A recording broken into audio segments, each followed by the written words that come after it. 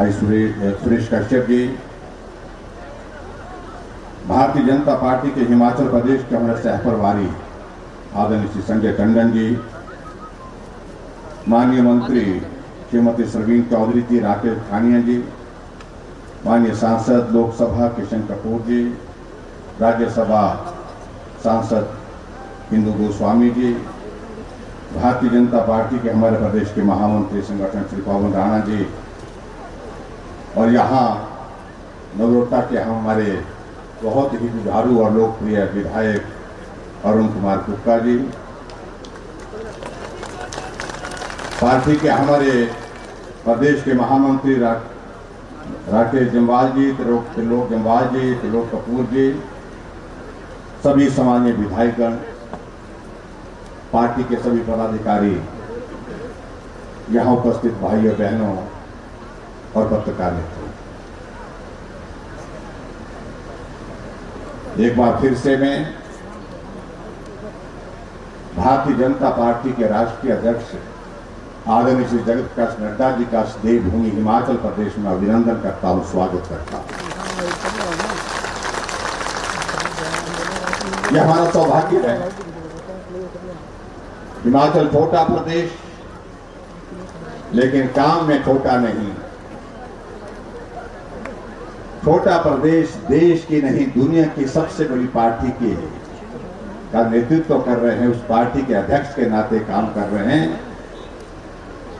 हम सब हिमाचल वासी गौरवान्वित हैं और स्वाभाविक रूप से हिमाचल प्रदेश के हर एक कार्यकर्ता जिनके साथ आपने बहुत स्नेह के साथ वर्षों का लंबा सफर शुरू करने की इस मुकाम को हासिल कर रहा है, वो अपनी स्मृतियों को कभी जीवन में भूल नहीं सकता है कि कहां कहां नड्डा जी के साथ चले थे, कहां हमने झंडे लगाए, कहां हमने पोस्टर लगाए, कहां हमने धरना दिया, कहां हमने नारे लगाए।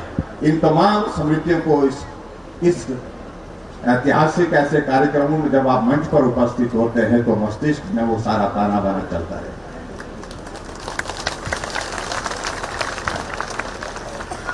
भाइयों और बहनों,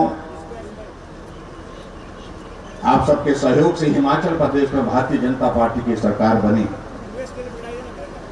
और भारतीय जनता पार्टी के सरकार के हमारे 4.25 साल का कार्यकाल आप सबके आशीर्वाद से हमने पूरा किया और इस सफर में आप सबका सहयोग हर कदम पर मिला। आप चट्टान की तरह खड़े रहे हर जगह। हालांकि इस बार का ये हमारा सरकार का ये 4.25 साल का कार्यकाल, जिसको हम कह सकते हैं बहुत संकट, बहुत अलग तरह की परिस्थितियों के दौर में से गुजरा है, लेकिन हौसला आप सबका था कि आप साथ थे। हौसला एक नेतृत्व का था जो देश को एक भरोसा दे रहा था कि संकट बड़ा है, लेकिन उसके बावजूद भी चिंता करने की आवश्यकता नहीं। हिम्मत के साथ आगे बढ़िए, सावधानी बरतिए, हम इस कोविड के दौर से निश्चित रूप से बाहर निकलेंगे। और आज उस नेतृत्व में, नरेंद्र भाई मोदी जी के नेतृत्व में पूरा देश लगता है कोविड के उस दौर से पार निकल रहा है, बाहर निकल रहा है। एक ऐसी परिस्थिति हमारे समक्ष थी जब मालूम नहीं पड़ रहा था क्या करना चाहिए, कैसे बचना चाहिए, कैसे बचाना चाहिए। काम तो एक जगह छूट गए, आदमी की जिंदगी कैसे बचाई जाए, महत्वपूर्ण विषय हमारे सामने ही खड़ा हो। मैं ठीक हूं। लेकिन आदरणीय प्रधानमंत्री जी का मार्गदर्शन समय समय पर मिलता रहा पूरे राष्ट्र को, पूरे देश, और उस मार्गदर्शन में देश आगे बढ़ता गया। और आज इस बात को हम दावे के साथ कह सकते हैं पूरे देश भर में कि जो परिस्थिति हमारे सामने है, भले संकट बड़ा था, लेकिन उस संकट से पार निकलने में सफलता हासिल की। उसमें सबसे बड़ी ताकत हमको देश के नेतृत्व नरेंद्र भाई मोदी जी के हौसले और हिम्मत की वजह से। भारतीय जनता पार्टी एक कार्यकर्ता आधारित पार्टी है। आदरणीय अध्यक्ष जगत प्रकाश नड्डा जी ने कहा, हम राजनीतिक दल भले ही हैं, लेकिन उसके बावजूद भी जब दुनिया के सामने इस प्रकार का संकट है, देश के सामने, प्रदेश के सामने, समाज के सामने इतना गंभीर संकट है, और ऐसी परिस्थिति में हमको सेवा के कार्य में जुटना चाहिए। और पूरा भारतीय जनता पार्टी का संगठन सेवा के कार्य में जुटा। उस कोविड के संकट में किसी को भूखे नहीं रहने दिया। उस कोविड के संकट में जिसको मास्क की जरूरत थी, लाखों की तादाद में 50 लाख से ज्यादा मास्क हमारी बहनों ने बना करके घर घर में पहुंचाया। जहां राशन की जरूरत थी उसको राशन दिया, जिसको खाने की जरूरत थी वहां पर खाना पहुंचाया। जहां मदद करके सैनिटाइजर देने की आवश्यकता थी वहां तक सैनिटाइजर पहुंचाया। और यही नहीं रुके, आगे बढ़कर के भी हमारे साथियों ने काम किया। जहां परिवार में ऐसी परिस्थिति हो गई, कोविड में किसी की दुखद मृत्यु हो गई, परिवार के लोग उसके अंतिम संस्कार के लिए भी आगे आने की परिस्थिति में थे, हमारे पार्टी के साथी, हमारे विधायकगण आगे बढ़ करके अंतिम संस्कार करने के लिए भी वहां पर शमशान घाट पर। यह एक मिसाल है। मैं समझता हूं आने वाले समय में जब इतिहास में ये सारी चीजों का जिक्र होगा तो इस बात का जिक्र जरूर होगा कि उस वक्त देश में शासन किसका था, और शासन भारतीय जनता पार्टी का था। उस वक्त देश के प्रधानमंत्री कौन थे? नरेंद्र भाई मोदी जी थे। उस वक्त भारतीय जनता पार्टी के राष्ट्रीय अध्यक्ष कौन थे? तो जगत प्रकाश नड्डा जी थे।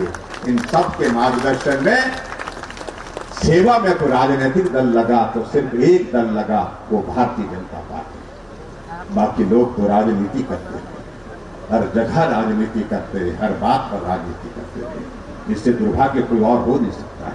और यहां तक कि जब मालूम था सबको इस संकट में जीवन बचाने के लिए वैक्सीन बहुत आवश्यक है, देश के यशस्वी प्रधानमंत्री नरेंद्र भाई मोदी जी ने कहा कि वैक्सीन बना करके हमारे साइंटिस्ट तैयार करें, हम सहयोग देने के लिए तैयार हैं। साइंटिस्ट ने मदद की, आगे बढ़कर के रिसर्च करने में सफल हुए, वैक्सीन बनी। लेकिन वैक्सीन बनने के बाद जब लगाने की बारी आई, हमारे विपक्ष के नेताओं ने, विपक्ष के लोगों ने उसमें भी कई तरह के प्रश्न खड़े करने की कोशिश की। कहा ये मोदी वैक्सीन है, कहा ये भाजपा की वैक्सीन है, कहा कि इसकी टेस्टिंग अभी पूरी नहीं हुई है, साइड इफेक्ट्स हो जाएंगे और ऐसा हो जाएगा, वैसा हो जाएगा, आने वाली जनरेशन तबाह हो जाएगी, बर्बाद हो जाएगी। भाई और बहनों, मैं कह सकता हूं आज हम हजारों की संख्या में इस पंडाल में अगर यहां पर उपस्थित है तो उसकी वजह यह है कि देश में बड़े जोर के साथ आदरणीय प्रधानमंत्री नरेंद्र भाई मोदी जी ने वैक्सीन का अभियान चलाया और हिमाचल प्रदेश में आप सबने उस अभियान को सहयोग दिया। मुफ्त में वैक्सीन उपलब्ध हुई और हिमाचल उसमें पहली डोज में भी पहले नंबर पर आया, दूसरी डोज में भी पहले नंबर पर आया। इसके लिए मैं आप सबको बधाई देता हूं। और यहां मुझे लगता है कि जितने भी बैठे हैं, बहनें बैठे हैं, भाई बैठे हैं, नौजवान साथी बैठे हैं, सबको वैक्सीन लग गई। हाथ खड़ा करें। दोनों लग गई तो दोनों हाथ खड़ा करें। देखिए कोई भी यहां पर आदमी ऐसा नहीं है जिसको वैक्सीन की 2 डोज नहीं है। और ये श्रेय जाता है देश के यशस्वी प्रधानमंत्री नरेंद्र भाई मोदी। भाई और बहनों, मुझे बहुत लंबी बात नहीं कहनी, मैं एक बात जरूर कहना चाहता हूं। 4.25 साल का कार्यकाल, लेकिन काम करने के लिए सिर्फ 2 साल। सही बात है। और 2 साल से ज्यादा का वक्त हमारे इसी काम में लग गया कि हम आदमी की जिंदगी कैसे बचाएं, इस कोविड के संकट में किस प्रकार से काम करें। लेकिन फिर भी उसके बावजूद भी मैं इस बात को कह रहा हूं कि हमने हिमाचल में विकास को नहीं थमने दिया, रुकने नहीं दिया। हर क्षेत्र में जाता हूं तो 300 करोड़ रुपए के उद्घाटन और शिलान्यास हो रहे हैं, 400 करोड़ रुपए के उद्घाटन और शिलान्यास हो रहे हैं। इसका अभिप्राय यह है कि विकास इतने बड़े संकट के बावजूद भी रुका है। आपके आशीर्वाद से हिमाचल प्रदेश में जब से सरकार चलाने का मौका मिला, हमने गरीब आदमी के लिए काम करने की कोशिश की। जहां गरीब वहां हम इस भाव के साथ, हमने सेवा के साथ काम करने की कोशिश की। और मुझे इस बात की प्रसन्नता है कि हिमाचल प्रदेश में जिन योजनाओं की शुरुआत की, हमने कांग्रेस के मित्रों को पूछा, जो उछल करके कहते थे कि हम आ रहे, आजकल बोलना बंद कर दिए, क्यों आने से पहले ही वो चले गए। ये सच्चाई है। अभी 5 प्रदेशों में चुनाव थे, विधानसभा का हमारा बजट सत्र चल रहा था और बजट सत्र में उछल उछल करके बोल रहे थे हम आ रहे हैं। हमने कहा कि कहां आ रहे हैं? बोलते पंजाब में आ रहे हैं, उत्तराखंड में आ रहे हैं, गोवा में आ रहे हैं, मणिपुर में आ रहे हैं। हमने कहा यूपी में? बोलते यूपी में कठिन है, तो वहां बुलडोजर है। और परिणाम हमने कहा कि आप कहीं नहीं आ रहे हैं, हम ही आ रहे हैं। हमने कहा भाजपा ही आ रही है, आप चिंता मत करिए। जिस दिन परिणाम निकला, 10 मार्च को परिणाम निकला, तो विधानसभा का सत्र चल रहा था। विधानसभा में प्रवेश करते हुए हमने देखा कि कांग्रेस के मित्र सामने जो है बैठे तो जरूर थे, लेकिन नजरें जमीन पर थी, क्योंकि उठाने के कुछ नहीं थे। जिस पंजाब का चीख करके वो जिक्र कर रहे थे, वहां के उनके जो मुख्यमंत्री के कैंडिडेट चन्नी साहब 2 जगह से चुनाव लड़े और दोनों जगह से हार गए। और यहां तक कि उनके जो पार्टी के अध्यक्ष पंजाब प्रदेश के, वो तो जाकर के ताली बजा करके 3रे नंबर पर रहे। हमें उसमें कुछ नहीं कहना है, जो हुआ सो हुआ। लेकिन दूसरी तरफ देखिए, आदरणीय जगत प्रकाश नड्डा जी भारतीय जनता पार्टी के राष्ट्रीय अध्यक्ष की अध्यक्षता में, आदरणीय नरेंद्र भाई मोदी जी के नेतृत्व में, आदरणीय अमित भाई जी के सहयोग से,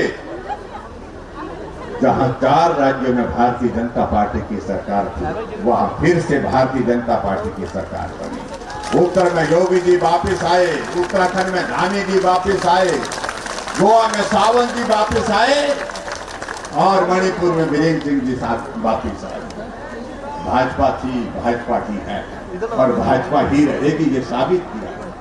और इसलिए मैं आदरणीय अध्यक्ष जी का यहाँ आप सबके बीच में अभिनंदन करता हूँ, स्वागत करता हूँ। आज के इस कार्यक्रम, आप जीत के बाद पहली बार यहाँ कांगड़ा की धरती पर आए हैं, देवभूमि कांगड़ा की देवियों की इस भूमि पर, और आपको जहाँ बधाई भी देते हैं। जब जीत हुई तो स्वाभाविक रूप से हमारे हिमाचल प्रदेश में हम सभी कार्यकर्ताओं का बहुत उत्साह था, क्योंकि आपकी अध्यक्षता में चुनाव जो हम चारों जगह जो हमारे कांग्रेस के मित्र कहते थे कि हम आ रहे हैं, बोलते यहाँ तो रिवाज है। और उनको मैं कहना चाहता हूँ कि अब रिवाज बदल गया भाई, अब रिवाज बदल गया है। अब भाजपा के बाद फिर भाजपा, उत्तराखंड हमारा पड़ोस का राज्य, देखिए जब से अस्तित्व में आया आज तक वहां पर कोई सरकार रिपीट नहीं हुई थी, लेकिन अब की बात फिर भाजपा की सरकार के बाद फिर भाजपा की सरकार। भाई और बहनों, सेवा के साथ हमने काम करने की कोशिश की और इन 4.25 साल के कार्यकाल में मैं कह सकता हूं, दावे के साथ कह सकता हूं कि कोई ताकत, कोई आदमी, कोई इस बात को लेकर के सरकार पर कोई आरोप नहीं लगा सकता है, क्योंकि हमने सेवा और समर्पण के भाव साथ हिमाचल प्रदेश में काम किया है। बुजुर्गों की सेवा के लिए हमने पेंशन का प्रावधान 60 साल से ऊपर के सभी बुजुर्गों के लिए पेंशन का प्रावधान करके उनका आशीर्वाद देने का प्रयत्न किया। और आगे बढ़ करके हमने तो यहाँ तक के जो हमारी गाय है, जिसको हम गाय बोलते हैं, गौवंश है, जो चौक पर चौराहे पर छोड़ दिया, जो आदमी इसको घर में रखेगा, जो आदमी उसको गौ सदन में उसकी सेवा करेगा, उस गाय के ऊपर भी हम 700 रुपए महीने का उसके लिए मदद के रूप में दे रहे हैं। और ये हिमाचल प्रदेश है, ये देवभूमि हिमाचल प्रदेश की संस्कृति है, जहाँ गाय को अगर हमने माँ कहा है तो माँ का भाव हमारा जागृत होना चाहिए, उस भाव के साथ उस गाय की सेवा होनी चाहिए। आज मैं इस बात को भी मैं कहना चाह रहा हूँ, जब हमारी सरकार बनी उस वक्त जो है 6000 के करीब जो गाय गौ सदन और गौ सेंचुरी में थे, आज 20,000 से ज्यादा सड़कों से हमने गाय उठा करके जो है गौ सदन में और गौ सेंचुरी में हमने तो उसके लिए भी मदद करने की कोशिश की, जो बेटी है। और आगे बढ़ करके जहां पर बहनें बैठी हैं, गृहिणी सुविधा योजना आपके लिए हमने समर्पित की, जहां आदरणीय प्रधानमंत्री जी ने उज्ज्वला योजना के अंतर्गत 1,36,000 गैस के कनेक्शन हिमाचल प्रदेश के लिए उपलब्ध कराए। वहां आगे बढ़ करके हमने उस योजना के माध्यम से 3,25,000 गैस के कनेक्शन हर घर तक पहुंचाए। हिमाचल पूरे देश भर में पहला राज्य है जहां एक भी घर गैस के चूल्हे के बिना नहीं, ये हमने प्रस्तुत किया। और अब की बार और आगे बढ़ करके हमने कहा कि गैस के हम जो है वो सिलेंडर में भी, उसमें भी हम आपको मदद करेंगे। आगे बढ़ करके आदमी का इलाज मुफ्त में हो, गरीब आदमी अपना इलाज कर सके, उसके लिए हिम केयर की शुरुआत की। जहां आदरणीय जगत प्रकाश नड्डा जी जब स्वास्थ्य मंत्री थे, स्वास्थ्य मंत्री रहते हुए आपने देश के लिए योजना आयुष्मान भारत की शुरुआत की, और उसी से उसने प्रेरणा लेकर के हिमाचल देवभूमि ने भी आपकी सरकार ने, हमारी सरकार ने प्रयत्न किया और उस दिशा में हिम केयर की शुरुआत की। 2,30,000 गरीब लोगों का मुफ्त इलाज करने में हम सफल हुए। और ये भी मैं आपको कहना चाहता हूँ कि आगे बढ़कर के हमने सहारा योजना के अंतर्गत लगभग 20,000 ऐसे लोग जो बिस्तर पर पड़े हैं, उनके वो चल नहीं सकते, अपना काम नहीं कर सकते, उनके खाते में 3,000 रुपए हर महीने का हम उनके मदद के लिए डाल रहे हैं। वो भी हमने सेवा का एक काम शुरू किया है। जहां कांग्रेस के जमाने में पेंशन पर 400 करोड़ रुपए खर्च होता था, आज हमारी सरकार बुजुर्गों के पेंशन, हैंडीकैप्ड और महिलाओं के लिए, विधवा के लिए पेंशन के प्रावधान के अंतर्गत 1,300 करोड़ रुपए हिमाचल प्रदेश में खर्च कर रहा है। ये कहना। और आगे बढ़कर के हमारी बेटियां जो बीपीएल परिवार की बेटियां हैं, उन बेटियों के लिए जिस दिन बीपीएल परिवार की बेटी की शादी होगी, हमने योजना शुरू की उस बेटी को आशीर्वाद देने के लिए, और उसके लिए शगुन योजना की शुरुआत की। शगुन योजना के अंतर्गत उस बेटी के लिए शादी के दिन जो है 31,000 हम सरकार की ओर से शगुन देंगे। ये हमारी सरकार ने किया। और इससे आगे बढ़कर के हमने हिमाचल प्रदेश में यह भी किया कि अगर बिजली की अगर बात आती है, हम पावर सप्लाई स्टेट हैं, हम 6,000 करोड़ रुपए रेवेन्यू जनरेट करते हैं बिजली से। हमने कहा गरीब आदमी के लिए अगर थोड़ी मदद हो सके, हमने कहा कि उनके लिए मदद जरूर करनी चाहिए। पहले हमने निर्णय किया कि 60 यूनिट तक बिजली देंगे, लेकिन हमारे साथियों ने कहा कि अगर 125 तक ये हो जाए तो बहुत ही अच्छा हो जाएगा। जो गरीब परिवार के लोग हैं, जो सामान्य परिस्थिति में रहते सामान्य परिवार के लोग हैं, उनके लिए हमने 125 यूनिट बिजली के फ्री कर दे, यानी कि उसमें 0 बिल आपको आएगा। ये भी हमारी सरकार ने दे दिया।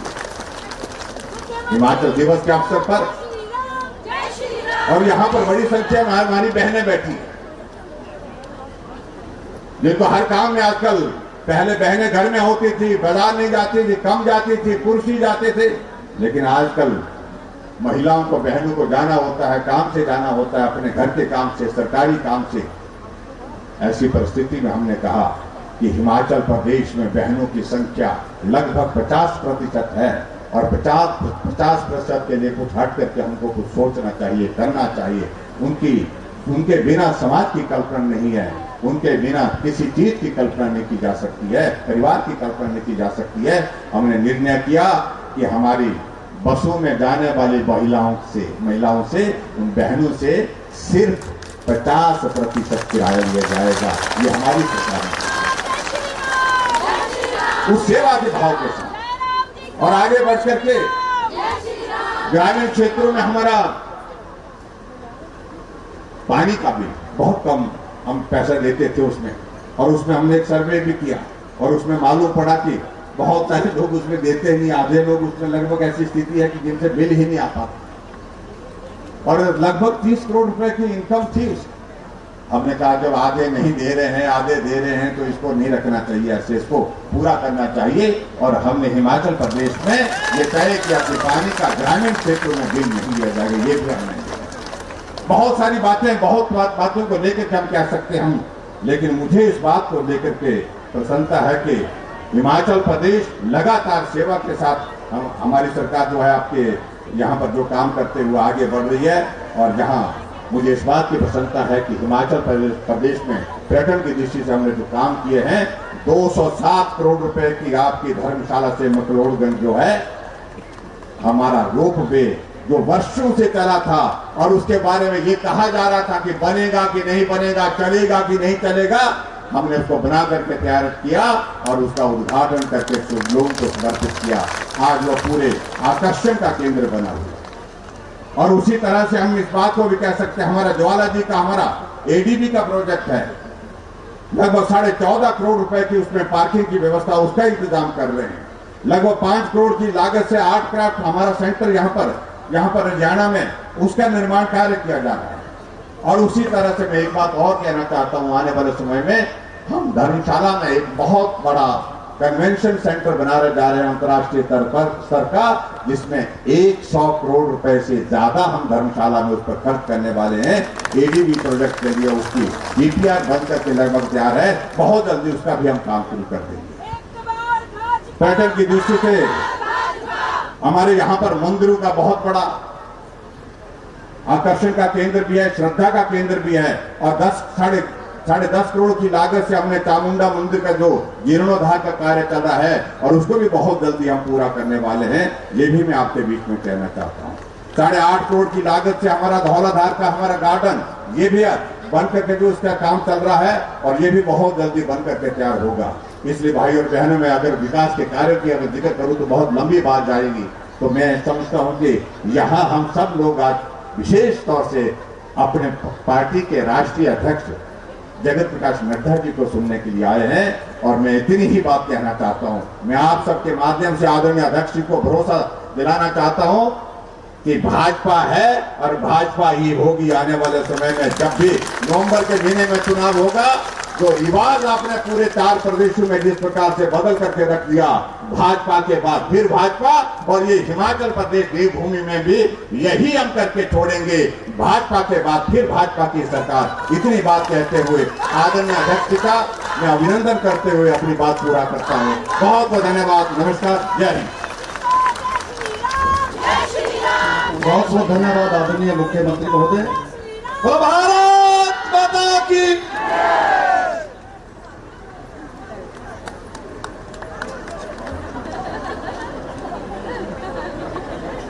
अब वो इंतजार की घड़ियां समाप्त। बहुत अच्छा लग रहा है कि जो आपको मैंने पढ़ाया सिखाया है, आज हम सब उसको देख भी रहे हैं, अनुशासन भी है। मैं अब कुक्का जी ने शेरो शायरी से कार्यक्रम शुरू किया, तो मैं इसको अंतिम तक ले जाना चाहता हूं। आदरणीय राष्ट्रीय अध्यक्ष के लिए कुछ चंद पंक्तियां हैं। सौम्यता, संगठनकर्ता, ऊर्जामयी व्यक्तित्व, ये आपकी पहचान है। अपने कर्तव्य से बढ़ाया हिमाचल का मान है। आपके नेतृत्व में विजय पथ पर निरंतर बढ़ रहे।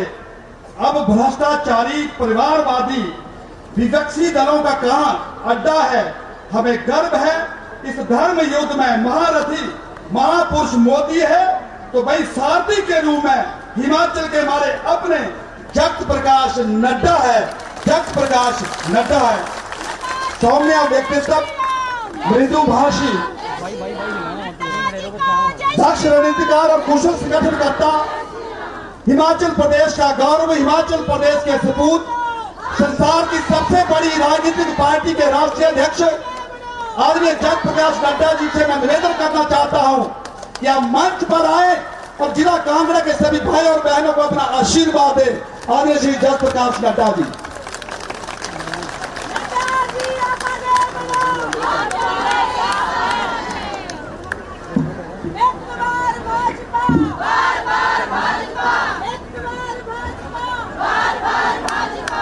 भारत माता की, भारत माता की, भारतीय जनता पार्टी, भारतीय जनता पार्टी।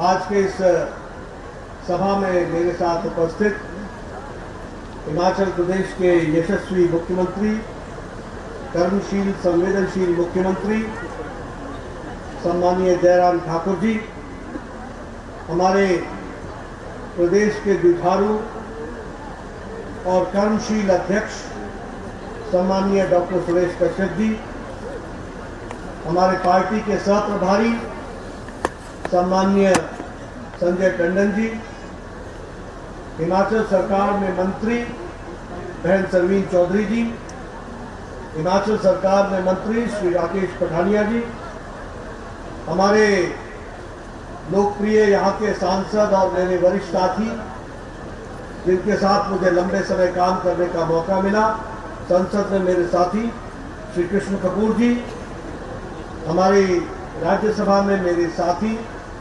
बहन इंदु गोस्वामी जी, हमारे यहाँ के लोकप्रिय विधायक अरुण मेहरा जी, जिनको हम प्यार से कुक्का जी कहते हैं, हमारे त्रिलोक जम्वाल जी प्रदेश के महामंत्री, हमारे राकेश जम्वाल जी प्रदेश के महामंत्री, आज के मंच के संयोजक और महामंत्री और हमारे वरिष्ठ साथी त्रिलोक कपूर जी,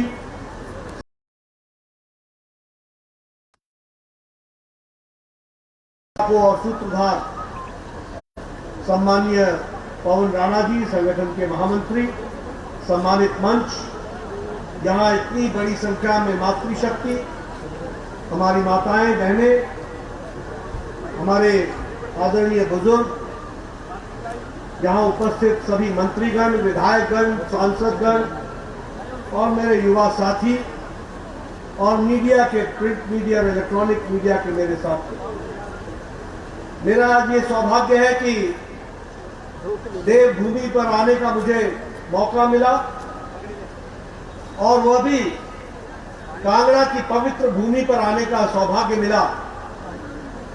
सबसे पहले तो जिस गर्मजोशी के साथ आप सब ने मेरा स्वागत किया है और जिस तरीके से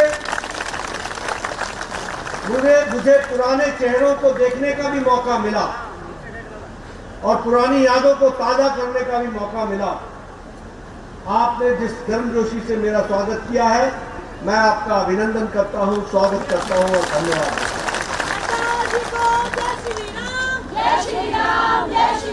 मैं जब यहां कांगड़ा में आया हूं तो ये हम सब जानते हैं कि यह वीर भूमि भी है और देव भूमि भी। अगर हम बात करें चामुंडा माता की, अगर हम बात करें ब्रजेश्वरी माता की, अगर हम बात करें भागसूनाथ की, अगर हम बात करें शिव भगवान की, अगर हम बात करें ज्वाला माता की, तो हम सब जानते हैं कि कांगड़ा विशेष करके देवी देवताओं के आशीर्वाद से परिपूर्ण है और ऐसी धरती पर मुझे आने का सौभाग्य मिला है। और आज और कल, आज चामुंडा माता और कल ब्रजेश्वरी माता का आशीर्वाद लेने का भी मौका मिलेगा। ऐसी धरती को मैं नमन करता हूं और उनसे आशीर्वाद लेकर के अपनी बात करता हूं। यह वीर भूमि भी है। आज के दिन मैं कांगड़ा आया हूं और अपने स्वतंत्रता सेनानियों को मैं याद करूं और जिन लोगों ने देश की रक्षा के लिए अपना सर्वस्व लगा दिया, उनको याद ना करूं तो शायद मेरा आना सार्थक भी नहीं होगा और मैं न्याय भी नहीं कर पाऊंगा। आज के दिन कांगड़ा की धरती पर आऊं और परमवीर चक्र सम्मानीय सोमनाथ शर्मा जी को मैं याद करूं, हमारे कैप्टन विक्रम बत्रा जी को मैं याद करूं, जिन लोगों ने देश की रक्षा के लिए अपना सर्वस्व लगाया। ऐसी वीर भूमि पर मुझे आने का मौका मिला है। मैं आप सबकी ओर से इन महान आत्माओं को नमन करता हूं, आशीर्वाद लेता हूं और आज मैं यहां आया हूं तो कांगड़ा की कला को भी याद करना हमारी जिम्मेवारी है।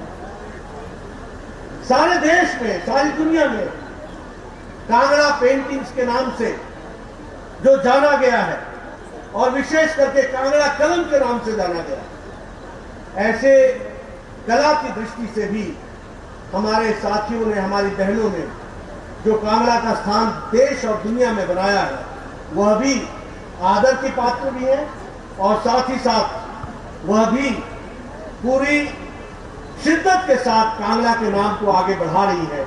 उनका भी मैं धन्यवाद देता हूं जिन्होंने संस्कृति को आगे बढ़ाने का काम किया। मित्रों, मेरे पहले सुरेश भारद्वाज जी बोल रहे थे, कुका जी ने स्वागत किया, हमारे सुरेश कश्यप जी बोल रहे थे, क्षमा करिएगा, हमारे जयराम ठाकुर जी बोल रहे थे। आपने एक फर्क देखा हो दोनों के वक्तव्य में। दोनों ने बड़े गौरव के साथ और गर्व के साथ जो काम किया है उसको आपको बताने का प्रयास किया।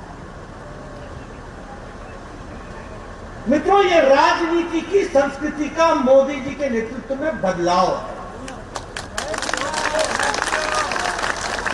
राजनीति छोटी छोटी बातों से तय करती है कि उसकी हवा किधर बह रही है और क्या चीज चल रही है और किस चीज को लोगों ने नकारा। आप बताइए, कांग्रेस पार्टी का कार्यकर्ता, नेता का भी महानेता खड़े होकर यहां बोल सकता है कि उसने हमारे लिए क्या किया है? वो बात करेंगे तो जातिवाद की बात करेंगे, वो बात करेंगे तो संप्रदायवाद की बात करेंगे, वो बात करेंगे तो इलाकावाद की बात करेंगे, वो बात करेंगे तो भाई भतीजेवाद की बात करेंगे। लेकिन मोदी जी ने इन सब लोगों को परिवारवाद, जातिवाद, संप्रदायवाद, इलाकावाद, इसको सीधी टक्कर देते हुए विकासवाद को आगे बढ़ाया है। इस बात को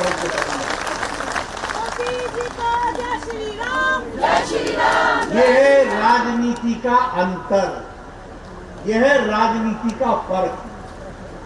कि आज हमारे कार्यकर्ता, हमारे नेता, हमारे मुख्यमंत्री छाती ठोक के जनता के सामने बोलते हैं, ये कहा था, ये किया है, ये कहे हैं, इसको करके देंगे, ये ताकत हाथ में है। मित्रों, ये जवाब दे सकता है, ये जवाब दे सकता है। ये राष्ट्रवाद से ओतप्रोत सरकार है, ये विकासवाद से जुड़ी हुई सरकार है। और इसलिए आपने हमारे नेताओं के भाषण में देखा होगा, वो बात करेंगे तो हमेशा विकास की करेंगे, किस किस तरीके से विकास किया जाए। और मैं इसमें जोड़ना चाहता हूं कि यह सरकार रिस्पॉन्सिव का मतलब होता है कि लोगों के आकांक्षाओं पर खरा उतरते हुए आगे बढ़ने वाली सरकार, ये रिस्पॉन्सिबल यानी जिम्मेदार सरकार, ये रिस्पॉन्सिबल के साथ साथ अकाउंटेबल यानी जवाबदेह सरकार। ये सरकार मोदी जी की और जयराम ठाकुर की है, ये हमको समझना है। हम राष्ट्रवाद से ओतप्रोत हैं, हम जवाबदेह सरकार हैं, हम समस्याओं को समझ करके उसके साथ जुड़ने वाले सरकार हैं, और हम लोगों की आकांक्षाओं को आगे बढ़ाते हुए उनको रास्ता देने की वाली सरकार है। और फिर मैं कहूंगा, ये सिर्फ भाषण के लिए नहीं कह रहा हूं। जब मैं कहता हूं कि ये प्रोएक्टिव सरकार है, तो इसके उदाहरण भी मैं आपको दूंगा। अभी जयराम जी चर्चा कर रहे थे, इन्होंने वैक्सीन की चर्चा की, और इन्होंने वैक्सीन के बारे में आपको बताया कि उन्होंने आपको सुरक्षा कवच, स्वास्थ्य कवच, ये मोदी जी के आशीर्वाद से देने का प्रयास किया है। और इसी के कारण आप लोग बड़े नजदीक बिना मास्क के बैठकर तालियां बजा रहे हैं। ये सुरक्षा कवच, ये फर्क, अभी भी अमेरिका के राष्ट्रपति मास्क नहीं उतार पाए हैं, अभी भी अमेरिका और इंग्लैंड और यूरोप के लोग कोरोना से लड़खड़ा रहे हैं। लेकिन हमारे यहां मोदी जी ने 187 करोड़ इंजेक्शन लगा करके 130 करोड़ की जनता को सुरक्षा कवच, स्वास्थ्य कवच पहना करके आगे बढ़ने का मंत्र दिया है। इस बात को मित्रों, मैं कुछ बिंदु भी आपके सामने रखना चाहता हूं। देखो, कई बार हमारे विरोधी बोलते हैं, जब मैं बोलता हूं बदलता भारत, तो बोलते बदलता क्या है, जरा बताओ तो। मैंने कहा बेरोजगार हो गए, इससे ज्यादा और क्या बदलेगा भाई। पहले एमएलए बन के फिरते थे, आजकल जमानते जब खो गए, बेरोजगार हो गए। लेकिन मैं आपको बदलता हुआ भारत बताना चाहता हूं। मैं स्वास्थ्य मंत्री रहा हूं, देश का भी और प्रदेश का भी। चिकन पॉक्स की दवा अमेरिका में 1995 में आ गई थी, और भारत में आते आते 2005 लगे। पत्रकार बंधुओं से कहूंगा, मेरे आंकड़े नोट कर लेना। बीसीजी वैक्सीन 1921 में आ गई थी दुनिया में, भारत में वो 1948 में आई। 1921 से 1948 में। ओरल पोलियो वैक्सीन 1955 में आ गई थी, और भारत में पोलियो का ओरल मेडिसिन 1985 में आया। हेपेटाइटिस बी 1965 में इसकी दवा आ गई थी, और भारत में 2002 में आया। टेटनस की दवा 1940 में आ गई थी और भारत में आते आते 1978 में। मीजल्स की वैक्सीन 1973 में आ गई थी, 63 में आ गई थी, भारत में 1985 में आ गई। और जापानी बुखार ये 1906 में जापान में आ गया था और भारत में आते आते योगी जी जब सांसद बने तो 2006 में जापानी बुखार की दवाई आई। यानी भारत क्या था, सारी दुनिया को दवा लग जाए, फिर जो बची कुची मिले उसको भारत लेकर के अपने आप को खुशनसीब समझता है। ये स्वास्थ्य का हालत थी भारत की। लेकिन मैं यहां पर आपको बताना चाहता हूं 2020 की जनवरी में 16 तारीख को पहला कोरोना का केस आया और 2020 के अप्रैल में मोदी जी ने टास्क फोर्स बैठाया और कहा वैक्सीन बनाएंगे और 9 महीने के अंदर एक नहीं 2 वैक्सीन बनाकर 16 जनवरी 2021 को वैक्सीन का कार्य शुरू कर दिया और आज 187 करोड़ लोगों 187 इंजेक्शन वैक्सीन लग चुकी है। ये हमको ध्यान रखना। यह है बदलता भारत। कहां इंतजार करते थे 25-25 साल एक दवा को लेने के लिए, और ये भारत। और इतना ही नहीं, हमने वैक्सीन भूटान को दी, हमने वैक्सीन मालदीव को दी, हमने वैक्सीन श्रीलंका को दी, हमने वैक्सीन बांग्लादेश को दी, हमने वैक्सीन अफगानिस्तान को दी, हमने वैक्सीन मलेशिया को दी, हमने वैक्सीन दक्षिण शिकागो को दी, हमने वैक्सीन इंडोनेशिया को दी। यानी आज मोदी जी के नेतृत्व में आज वैक्सीन मैत्री के नाम पर भारत की रक्षा नहीं की, अनेकों ने देश की रक्षा की है। ये भारत का बदलता है। यह है प्रोएक्टिव होने का मतलब, जिसको हमको समझना चाहिए।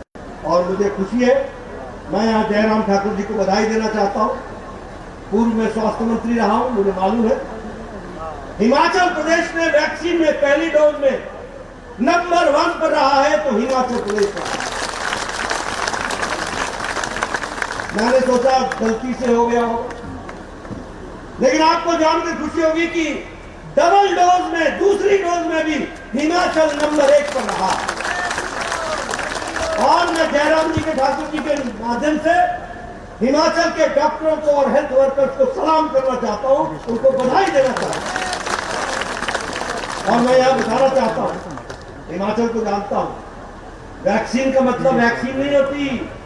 वैक्सीन का मतलब होता है कि एक टेम्परेचर में उसको विशेष करके ले जाना और जब तक मरीज को न लगे तब तक उसका टेम्परेचर घटना नहीं, और घट जाएगा तो वैक्सीन का रंग बदल जाएगा, वो बेकार हो जाएगा। और हमारे यहाँ हिमाचल प्रदेश में कहां बड़ा बंगाल, कहां छोटा बंगाल, कहां डोडरा कवाल, कहां शौन, कहां मलाना का कुल्लू का मलाना, ये सारे गांव जिसको हम लोग कहते हैं। और अगर मैं कहूं तो ये कॉमिक, ये जो हमारा स्पीति का विलेज, यहाँ भी 5-5 लोगों के लिए भी हमारे हेल्थ वर्कर ने जाकर वैक्सीन लगाई और 100% वैक्सीनेशन किया। तो हिमाचल प्रदेश ने किया है, इसके लिए मैं आपको बधाई देता हूं। प्रोएक्टिव का मतलब क्या होता है? पिछली बार फ्लड्स आए, जब तक जयराम जी फोन करते प्रधानमंत्री जी बताइए, प्रधानमंत्री जी ने एनडीआरएफ की फोर्स यहाँ भेजी कि नहीं भेजी, तुरंत राहत कार्य हुआ कि नहीं हुआ? इसको बोलते हैं प्रोएक्टिव होना। आप बताइए, अगर यूक्रेन से लोगों को लाना था तो कौन सा देश है जो लेके आया है? अमेरिका लेके आया? आप बताइए, यूरोप के लोग लेकर के आए? आप बताइए, पाकिस्तान के लोग लेकर के आए? यहां तक कि पाकिस्तान के लोग भी भारत का झंडा लेकर के यहां तक पहुंचे हैं। ये भी हमको याद रखना। यह है बदलता भारत, यह है बदलती तस्वीर। और पाकिस्तान के लोग सोशल मीडिया पर बोले, we are thankful to prime minister Narendra Modi that we have come back safely. ये पाकिस्तान के लोग, यह है अंतर जिसको हमको समझना चाहिए। और इसलिए जब मैं इसकी बात करता हूं, पहली जो एडवाइजरी थी वो 15 फरवरी को दी गई, 26 फरवरी से हमने लाने का काम किया और 23,000 लोगों को मार्च महीने तक हम लेकर के आए। और हिमाचल प्रदेश के भी 436 बच्चे वापस सकुशल लाए। ये मोदी जी ने करके दिया। अब ये प्रोएक्टिव प्रो रिस्पॉन्सिव सरकार है कि नहीं। और मैं यहाँ पर यह भी श्रेय लेना चाहूंगा कि भारतीय जनता पार्टी के कार्यकर्ताओं ने इन 23,000 में से 19,000 लोगों के घरों में जाकर, हमारे कार्यकर्ताओं ने एक बार नहीं 3-3 बार जाकर के उनकी माताओं को सांत्वना दी है, उनके परिवारों को सांत्वना दी। घबराना मत, मोदी वहां पर है, मोदी जी आपको इन लोगों को लेकर के आएंगे और बच्चों को वापस लेंगे। यह है अंतर जिसको हमको याद रखना चाहिए। मित्रों, कोरोना आया, आप बताइए कोरोना में गरीब कल्याण पैकेज दिया कि नहीं दिया? 80 करोड़ की जनता को मार्च महीने 2020 से अभी तक और सितंबर तक 80 करोड़ की जनता को 5 किलो गेहूं या 5 किलो चावल और 1 किलो दाल ये देने का काम किया कि नहीं किया? आप बताइए, 1,70,000 करोड़ रुपए का गरीब कल्याण अन्न योजना चलाई कि नहीं चलाई? और यूएनओ के सेक्रेटरी जनरल ने कहा, वर्ल्ड हेल्थ के ऑर्गेनाइजेशन के डायरेक्टर ने कहा, we should learn from Modi, हमें मोदी से सीख लेनी चाहिए। लॉकडाउन की अवस्था में गरीब आदमी भूखा रहेगा, उसकी व्यवस्था मोदी ने की है और आर्थिक दृष्टि से उसको सबल करने का काम किया तो मोदी जी ने। इसलिए मित्रों, जब हम कहते हैं प्रोएक्टिव, प्रो रिस्पॉन्सिबल गवर्नमेंट, तो ये उसका उदाहरण है जो आप आपके सामने रखते हैं। मित्रों, अभी अभी चुनाव हुए और हमारे साथियों ने चुनाव की चर्चा की, जयराम जी ने भी की और सुरेश कश्यप जी ने भी की। मित्रों, ये चुनाव बहुत से संदेश देता है और भारत की जनता का वोट देने का पैटर्न बदल गया है। अगर हमारे विपक्षी साथियों के अक्ल में आ जाए, दिमाग में आ जाए, तो उनका भला हो, और न आए तो फिर ये प्रजातंत्र को मजबूती प्रदान करना तो हमारा काम है ही, हम तो करेंगे ही। मित्रों, उत्तर प्रदेश में 37 साल बाद किसी पार्टी की सरकार दोबारा आई है तो वह योगी जी की सरकार है। बहुत कुछ पहली बार हुआ है, पहली बार। देखिए, कांग्रेस की सरकार 40 साल रही उत्तर प्रदेश में, 40 इयर्स, लेकिन कांग्रेस का कोई भी मुख्यमंत्री 5 साल पूरे नहीं कर पाया है और कांग्रेस का कोई भी मुख्यमंत्री दोबारा मुख्यमंत्री की गद्दी पर नहीं आया। लेकिन मोदी जी के आशीर्वाद से और योगी जी के तप से योगी आदित्यनाथ 5 साल पूरे करने के बाद दूसरी बार शपथ लेने वाले आजाद भारत से पहले मुख्यमंत्री हैं। और हमारा वोट परसेंटेज भी बढ़ा, वो भी हमारा वोट परसेंटेज 39 से 44% पहुंचा। मैं यहां बताना चाहूंगा कि कांग्रेस 399 सीटों पर लड़ी थी और 387 सीटों पर जमानत जब्त हुई है। यह है कांग्रेस का इतिहास, यह है कांग्रेस की स्थिति।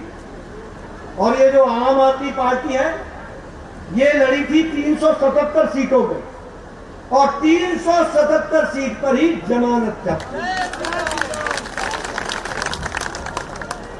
मैं उत्तराखंड की बात करूं, हम अपने साथियों को बधाई देना चाहते हैं। हमारे पहाड़ के लोग एक कॉन्स्टिट्यूंसी में हमारे कार्यकर्ता गए थे, काम किया था। उत्तराखंड में पहली बार जब से राज्य बना है, पहली बार जिस पार्टी की सरकार थी, दोबारा सरकार आई है तो भारतीय जनता पार्टी। और यहां भी हमने 43 सीटें जीती। और यहां भी मैं आपको बता दूं कि हमारे आप पार्टी वाले, जब 47 सीट की बात करता हूं तो बाकी कांग्रेस पार्टी का क्या हाल हुआ होगा आपको पता चल ही गया। अब मैं आम आदमी पार्टी की बात करूं, 70 में से 68 सीटों पर जमानत जब्त हुई है। यह परिस्थितियां। अगर मैं मणिपुर की बात करूं, पहली बार नॉर्थ ईस्ट में विशुद्ध भारतीय जनता पार्टी की सरकार बनी। पहली बार मिलीजुली सरकार बनी थी, लेकिन इस बार हमारी विशुद्ध भारतीय जनता पार्टी की सरकार बनी। और वहां भी मणिपुर जाना जाता था ब्लॉकेड के लिए, बंद के लिए, कर्फ्यू के लिए, इंसर्जेंसी के लिए, आज मणिपुर जाना जाता है शांति के लिए, प्रॉस्पेरिटी के लिए, विकास के लिए और कर्फ्यू मुक्त इंसर्जेंसी के माध्यम में इंसर्जेंसी समाप्त होकर के आज वो मुख्य धारा में चलते हैं। गोवा में हमको हैट्रिक बनाया, हमने हैट्रिक, तीसरी बार हम जीत करके आए, स्टेबिलिटी लाई है और वहां भी हमने अपनी सरकार बनाई है। इसलिए मैं बड़े स्पष्ट शब्दों में आप लोगों से निवेदन करना चाहता हूं कि उत्तर प्रदेश, उत्तराखंड, गोवा, मणिपुर में सरकार हमारी है और आपके आशीर्वाद से अब हिमाचल और गुजरात की बारी है, इसकी ये हमारे। और इसीलिए जब मैं विकास की बात करता हूं और चुनाव की बात करता हूं तो आपके सामने ये सारे तथ्यों को रखते हुए इन बातों को आपके सामने रखना चाहता हूं। मित्रों, यहां पर मैं और भी एक बात करना चाहता हूं और ये आप गहराई से समझ लीजिए। और फिर मैं कहने के लिए नहीं कह रहा हूं, पत्रकार मजदूरों से कहूंगा कि मेरे आंकड़े भी नोट करें और गलत हो तो मुझे चैलेंज भी करें। मित्रों, मेरा चार्ज है कि कांग्रेस पार्टी ने हमेशा हिमाचल का हक छीना, हमेशा हिमाचल को जो मिलना चाहिए था वो नहीं दिया और दी हुई चीज को भी सामने से छीना है, मुंह के सामने निवाला को भी छीना। और भारतीय जनता पार्टी ने हमेशा हिमाचल के हक की रक्षा की है और हमेशा हिमाचल को दिया है, लिया नहीं है। आप कहोगे क्या बोल रहे हो, मैं आपको बता रहा हूं। 1987 में राजीव गांधी प्रधानमंत्री और 1987 में 9th फाइनेंस कमीशन हिमाचल आया था जिसके चेयरमैन एनकेपी साल्वे थे और वह भी कांग्रेसी थे, विशुद्ध कांग्रेस। उन्होंने हिमाचल प्रदेश का स्पेशल कैटेगरी स्टेट वापस लिया। हमारे को सेंट्रल स्कीम में अगर 100 रुपया खर्च होता था तो 90 रुपए केंद्र देता था, 10 रुपए हिमाचल सरकार देती। लेकिन एनकेपी साल्वे ने राजीव गांधी के आशीर्वाद से हिमाचल का हक छीना और हिमाचल का स्पेशल कैटेगरी स्टेट हटा दिया और अब हमको 60 केंद्र देगा तो 40 प्रदेश को देना पड़ेगा, जयराम ठाकुर को देना पड़ेगा यह परिस्थिति। और मनमोहन सिंह एक स्टेप और आगे बढ़े। मनमोहन सिंह ने कहा नहीं, मेरे को मजा नहीं आ रहा, इसको 60-40 भी मत रखो, इसको 50-50 कर दो, 50 प्रदेश दे तो 50 केंद्र दे। ये नरेंद्र मोदी जी 2014 में आए, प्रधानमंत्री बने, उनको हिमाचल से लगाव थे, वो हिमाचल को जानते थे। उस समय न धुंगल जी ने कहा, न शांता जी ने कहा, न किसी और ने कहा, मोदी जी ने खुद हिमाचल प्रदेश को स्पेशल कैटेगरी स्टेट दे करके और 90-10 कर दिया। 90 केंद्र देगा और 10 हिमाचल देगा, यह परिस्थिति। इसलिए मैंने कहा उन्होंने छीना, और मैं तथ्यों के आधार पर बोल रहा हूं, मैं डेट बता रहा हूं, मैं नाम बता रहा हूं। एनकेपी साल्वे, राजीव गांधी, स्वर्गीय राजीव गांधी, छीनने वाले, देने वाले नरेंद्र मोदी, जिन्होंने दिया। अब यहीं पर रुक गए होते तो भी मानते। आप बताइए 2003 में अटल जी ने इंडस्ट्रियल पैकेज दिया था कि नहीं दिया था? आप बताइए डाटा स्टील सजा था कि नहीं सजा था? आप बताइए बद्दी बसी थी कि नहीं बसी थी? और 2008 में मनमोहन सिंह ने इंडस्ट्रियल पैकेज छीना था कि नहीं छीना था? और उस समय के कांग्रेसी जानते हैं क्या बोलते थे? उस समय के कांग्रेसी बोलते थे कि भैया यहां हिमाचल में बीजेपी की सरकार है और कांग्रेस की सरकार हरियाणा में है और कांग्रेस की सरकार पंजाब में है। तो पंजाब को इंडस्ट्रियल पैकेज न मिले, हरियाणा को इंडस्ट्रियल पैकेज न मिले और हिमाचल को मिलेगा तो इससे गलती होगी, इससे दिक्कत आएगी और इसलिए हिमाचल का इंडस्ट्रियल पैकेज वापस ले। इस बात को ध्यान में रखते हुए हमारी सरकार ने इसको ऑल्टरनेटिव अरेंजमेंट करते हुए उनको भी राहत दिलाने का काम किया, तो वह भारतीय जनता पार्टी की सरकार ने किया। यह मैं आपको बताना चाहता हूं। मित्रों, मैं हिमाचल का बड़ा पुराने समय से मेरा संबंध है। मुझे कह रहे थे अभी कि आप यहाँ खेले पले बसे। मुझे ये कमेटी का ये ग्राउंड याद है। 1987 में एक कैंप लगा था तो 2 रात और 3 दिन मैं यहीं पर सोया था और मैं यहीं पर रहा था। इसलिए चाहे कांगड़ा हो चाहे हिमाचल हो, मेरी यादें बहुत ताजा है और बहुत मीठी मीठी यादें। लेकिन मैं यहां पर आपको यह भी बताना चाहता हूं कि 1960 के दशक में कोल डैम आने की बात हुई थी, जिसको कड़ाई डैम बोलते हैं। वो कोल डैम नहीं आया, उसको इंतजार करना पड़ा भारत रत्न श्रीमान अटल बिहारी वाजपेयी जी का, जिन्होंने कोल डैम का शिलान्यास किया। और उनके शिलान्यास के बाद 2017-18 में नरेंद्र मोदी जी ने उद्घाटन किया और कोल डैम हमारे को समर्पित किया। यह भी हमको ध्यान में रखना चाहिए, यह भी हमको याद रखना चाहिए। उसी तरीके से लूरी डैम जो था उसको भी 2010 मेगावाट का, यह भी लगभग जो है इसको भी बन रहा है और 2025 तक यह भी तैयार हो जाएगा। यह हम आपको बताना चाहते हैं।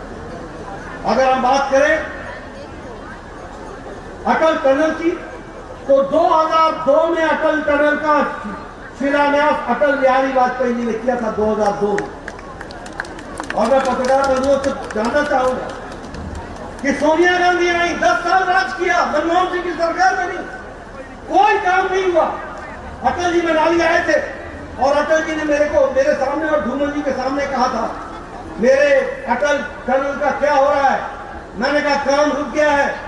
अटल जी ने कहा था वो शिलान्यास, वो पत्थर मेरे दिल पर पत्थर। मोदी जी भी वहां मौजूद थे। मोदी जी जब प्रधानमंत्री बने, उनको याद था, वो फुटिंग पर काम चला और 5 साल के अंदर तैयार होकर के अटल टनल हिमाचल की जनता को समर्पित हो गया। यही हमको याद है। ये अंतर है। आप बताइए, परवाणु शिमला कंस्ट्रक्शन का काम शुरू हो गया कि नहीं हो गया नेशनल हाईवे का?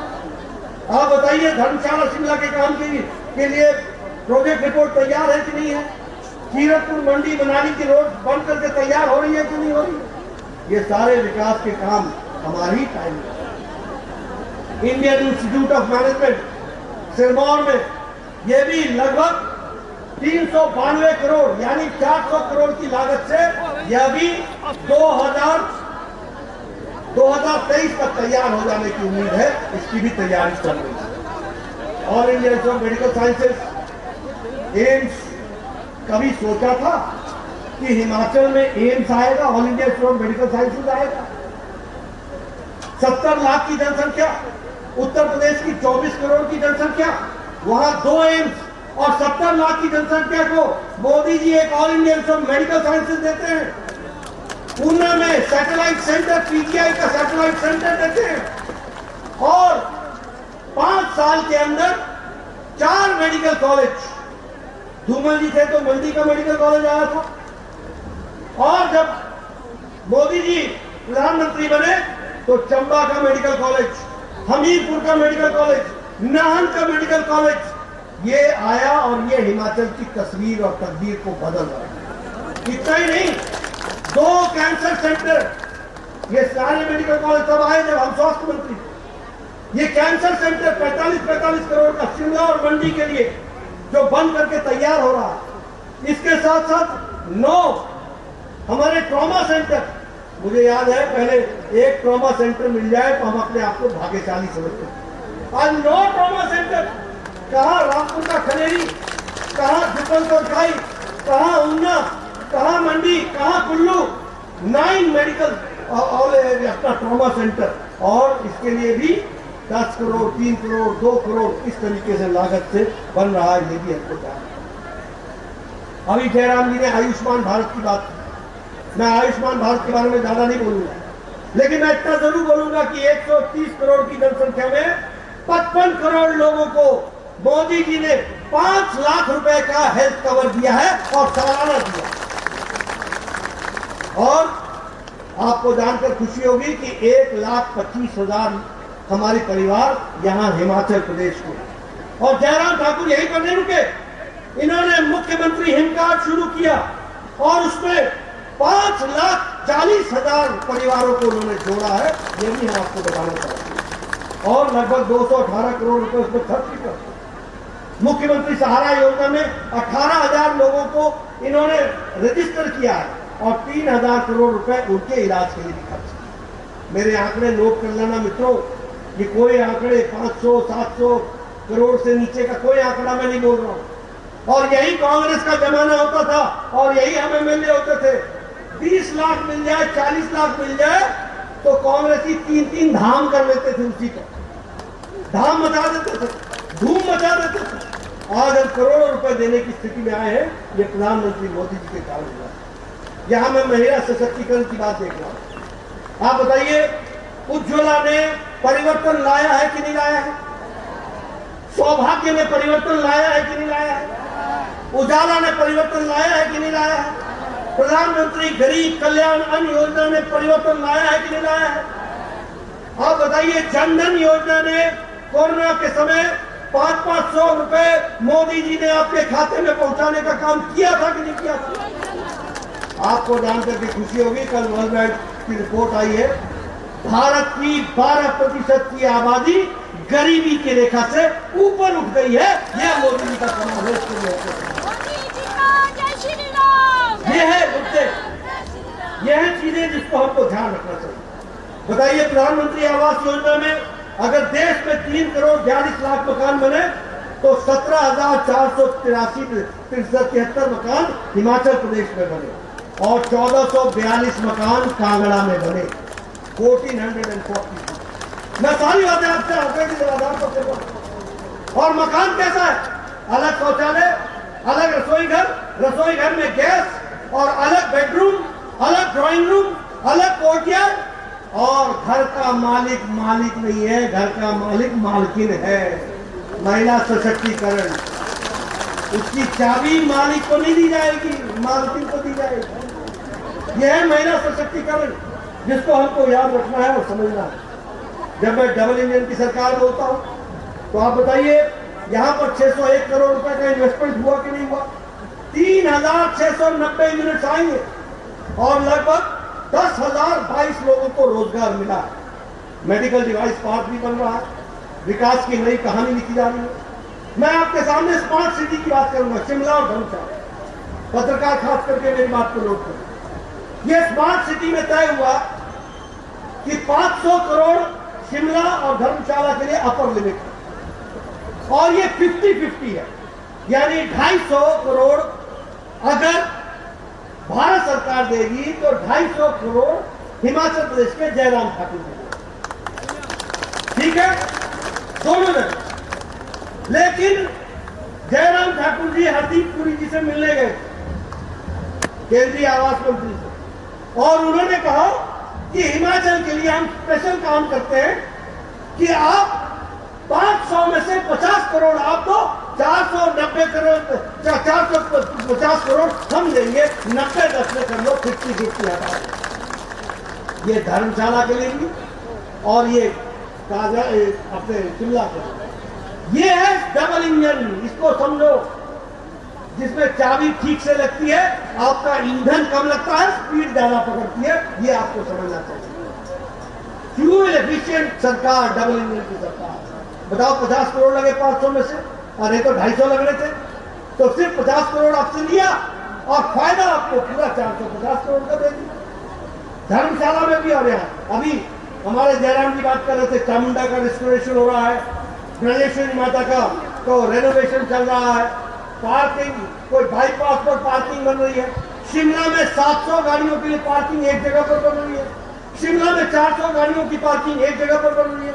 यहाँ भी आपके यहाँ पार्किंग बन रही है, यहाँ भी आपके यहाँ गार्डन बन रहे हैं, यहाँ भी आपके यहाँ नए नए आयाम बन रहे हैं। एक बदलता हुआ हिमाचल दिख रहा है। ये डबल इंजन है, डबल इंजन याद रखिए।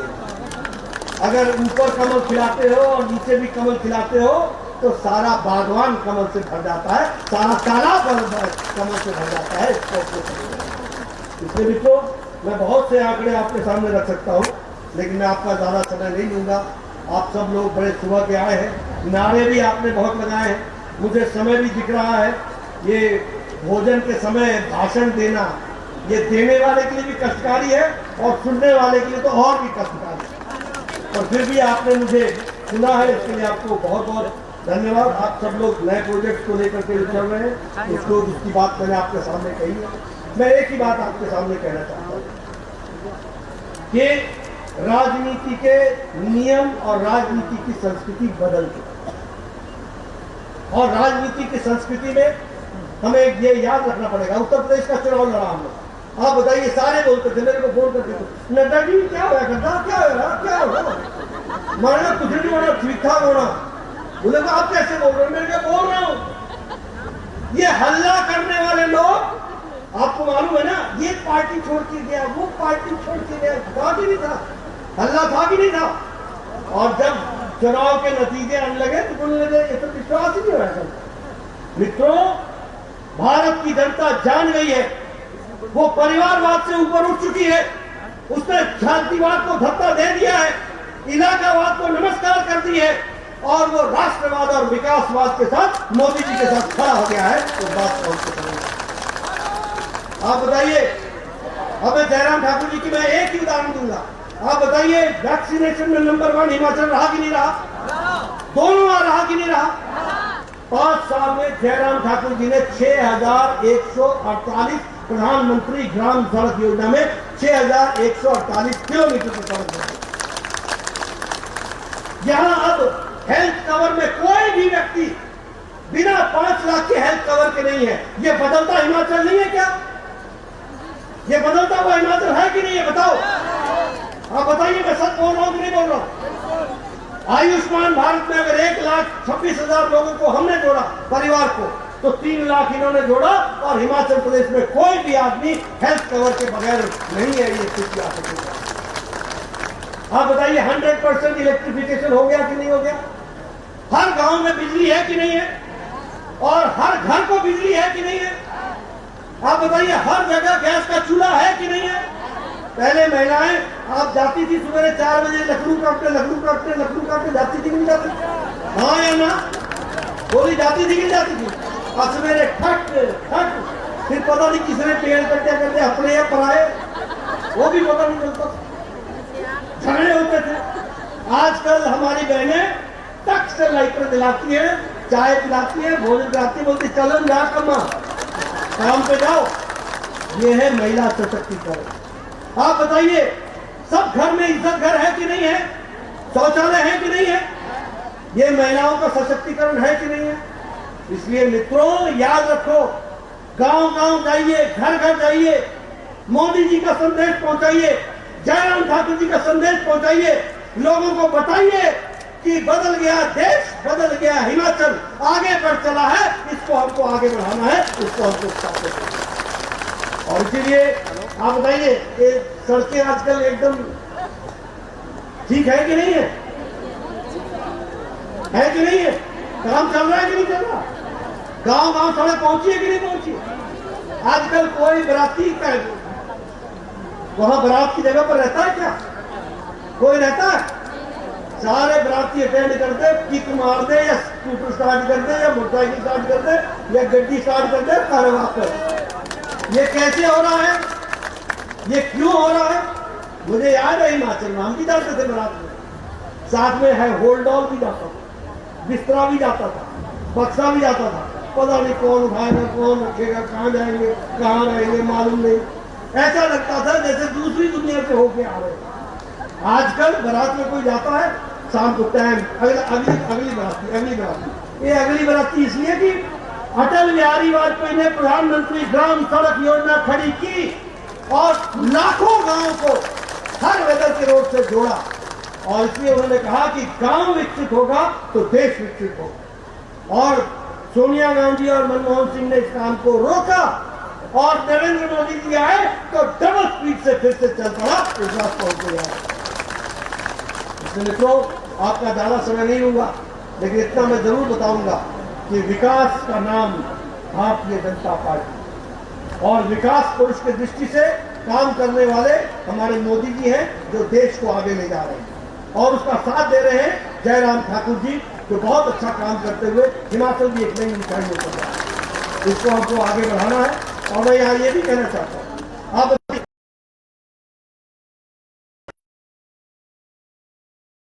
मुख्यमंत्री धूमल जी कहलाए कि नहीं कहलाए? पानी वाले मुख्यमंत्री शांता कुमार जी कहलाए कि नहीं कहलाए? आज मैं जाऊंगा उनका आशीर्वाद लेने के लिए। लेकिन मैं जानना चाहता हूं, यही पानी जमीन के नीचे था कि नहीं था?